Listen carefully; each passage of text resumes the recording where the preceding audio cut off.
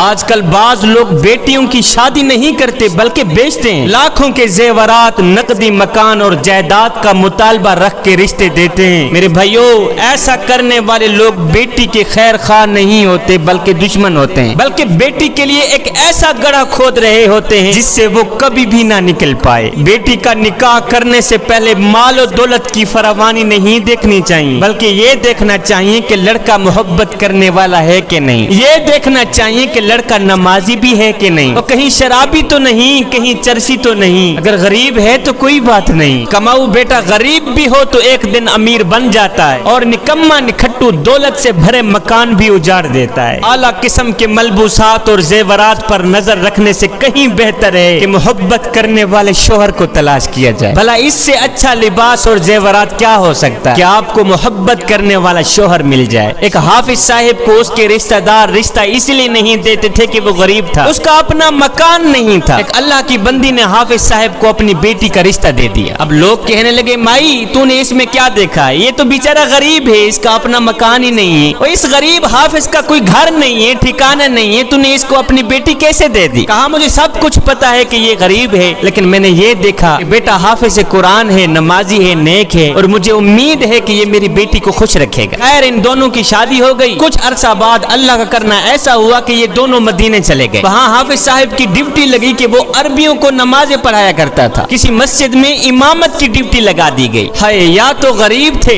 لیکن کچھ عرصہ بعد جب وہ گھر آئے تو اتنے امیر تھے کہ مکان بھی بن گئے، گھر بھی بن گیا۔ اللہ تعالیٰ نے انہیں مال سے بھی نوازا، اولاد سے بھی نوازا۔ اب جو لوگ کہتے تھے کہ یہ تو غریب حافظ ہے، اس کو بیٹی کیوں دے رہے ہو، اب وہی شکوہ کرنے والے لوگ کہہ رہے تھے کہ اللہ کرے ہماری بیٹیوں کے لیے بھی کوئی اس طرح کا حافظ مل جائے۔ کہنے کا مقصد یہ ہے کہ کماؤ بیٹا غریب بھی ہو تو ایک دن امیر بن جاتا ہے، کہ نکما نکھٹو بیٹا دولت سے بھرے ہوئے مکان بھی اجاڑ دیتا ہے۔